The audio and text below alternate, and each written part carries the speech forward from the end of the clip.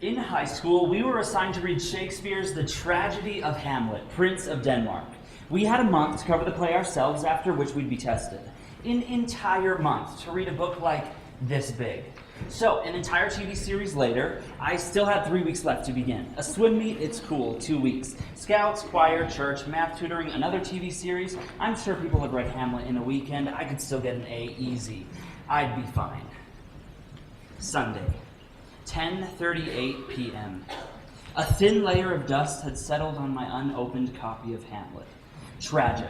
Not only disclaimer because everyone dies, but because it's Shakespeare's biggest play. Act 1, Scene 1. Enter Bernardo. There has got to be an easier way to do this. So, like many times before, I checked out Wikipedia. It gave me a full plot summary, interpretations from religious, philosophical, and feminist viewpoints, and a D on my final. It's this easy A mentality, though, that we encounter too often. And this is our problem.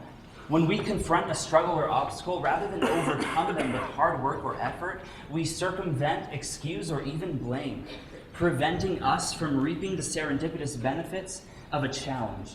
So today I'd like to first examine why the world has opted for the easy way out and how it is harming us as a society.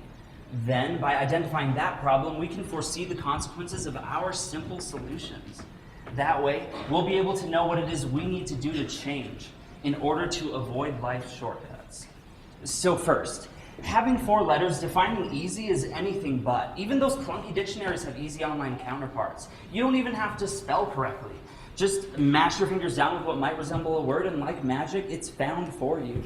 As Vince Lombardi once said, the only place success comes before work is in the dictionary. A concept lost to dictionary.com. I mean, we generally accept the fact that hard work is good for us, but we also value what appears effortless. I mean, no one says, hey, that looks hard, sign me up. And this is where we get confused. Why is it that when we see something that appears effortless, we equate that with less effort?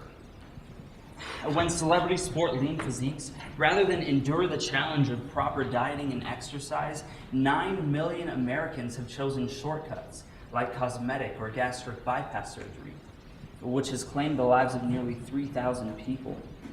When model students seem to excel in their studies, rather than buckle down with a textbook, students everywhere take easy routes to better grades, accounting for the 85% of college kids who say cheating is necessary to get ahead.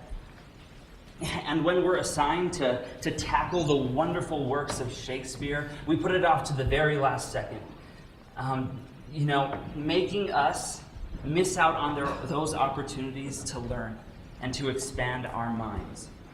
But when we expedite the way we communicate, the way we create relationships, we find that the methods in which we make and maintain these bonds has become disastrous.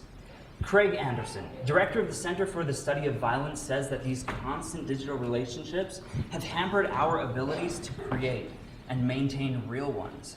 Because our interactions aren't real, he's found a decrease in empathy and socialization, which has led to an increase in aggressive thoughts and behaviors. Florida, March 22nd, 15-year-old beaten and hospitalized over a text message. Massachusetts, May 3rd, teenage girl commits suicide from post on her Facebook.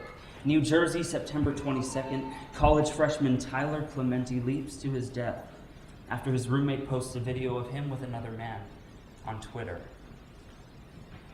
These technological advances have made so many things easier and faster for humanity, but sometimes it hardly feels like we've advanced at all. Fortunately for us, the solution isn't easy. Dr. Cecil Andrews, in her book, The Circle of Simplicity, notes that it is from our effort, from our challenges, that we learn something new, that we grow stronger. And she gives us our solution.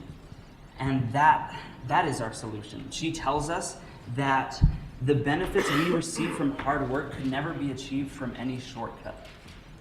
Amy Mullins, a woman born with fibular hemimelia and both legs amputated at birth, has competed in Division I track and field, has set the world record for the 100-meter sprint in the Paralympics, has modeled for Alexander McQueen, and has even seen screen time as a budding actress. More than what most people with 2 functioning legs ever accomplish. She attributes her success directly to the fact that she's had to push herself harder than most. And she gives us our solution. She says that adversity is not something that you have to get around in order to continue living our lives. It's a part of our lives. Speaking of adversity, Hamlet. I finished it, by the way. All 236 pages of 8-point font. I had to for my exam retake. And it was no easy A, but neither is life. And this is one lesson that you do want to learn the hard way, because it is in our greatest trials, our greatest struggles, where we learn the most, we grow more than ever, and we become. Because as world-renowned writer, poet, and playwright Shakespeare once said, "Sweet are the uses of adversity."